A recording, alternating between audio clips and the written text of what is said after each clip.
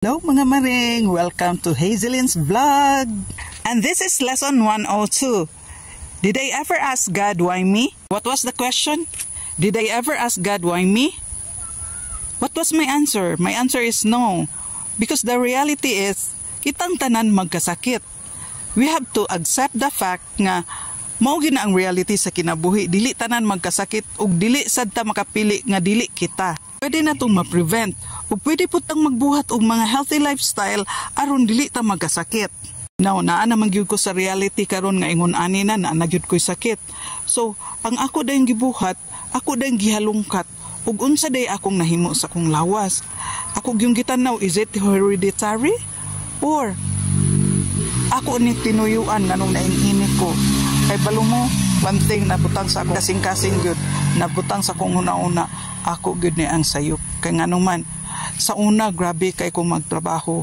Bahalag, walay pahulayay, walay tulugay, basta trabaho gyud ko. Maski physical work, grabe kay ko anang physical work, muna ning nahitabo sa ako. So I cannot blame anyone except for myself. And right now, I could not blame myself because of what has happened. Ang akong atubangon karon, unsaon ko nga ma-fight ni nako ang akong sakit. Karon kay na-accept naman ako ang reality. Unya, wala sad ko naka-question sa Ginoo nganong ako. Unsa na dayon akong gibuhat karon? So, man naman ako buting kay ang akong kaugalingon na unsa ni akong lawas, giunsa na ako sa una. So, ako na dayon gibuhat karon na nangutana dayon ko sa Ginoo. Nagampo ko, nangutana ko sa Ginoo, Lord, unsa day imong gusto ipaabot sa ako aning akong nagi-undergo karon nga sickness. Unsa day imong gusto nga buhaton nako?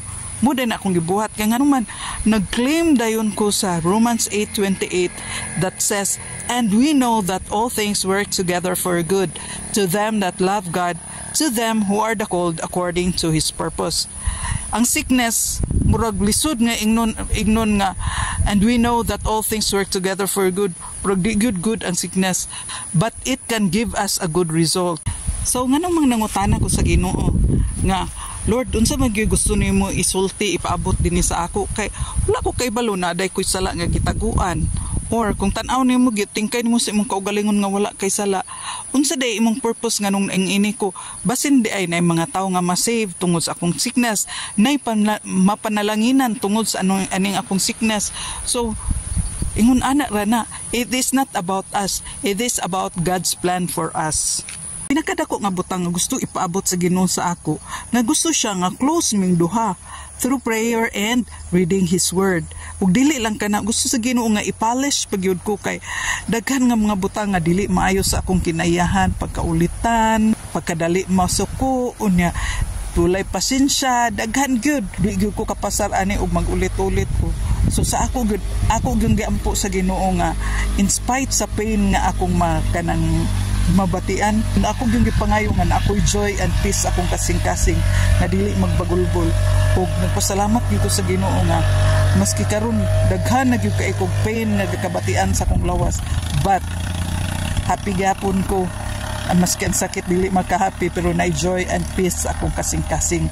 Mao ra gyud na. Now to recap, now, number 1, acknowledge the reality. Na-acknowledge na nimo ang reality nga nagkasakit na gyud ka. Number 2, did you ever ask God why me? So, wala. Kaya nga naman, everyone can have sickness. Bisan kinsa pwede mataptan. Ikatulo, did you ever kanang ask God what is the purpose nganong ingon ani? So, makita na day na nimo, God will reveal to you mga butang nga kinahanglan nimo mahibalan sa imong kinabuhi basin day na kay sala or unsa pa nga gusto niyang ipaabot. So, one thing good ang gusto gyud akong ipaabot sa tanan sa kanang imong sickness katong maayo pa kay glawas is to take care of your body and take care of your health. Dili irubo-rubo ang atong lawas kay moabot ra gyud na pagkatiguang nimo pagka-mature nimo nga mutapot gyud na ang illness sa imo.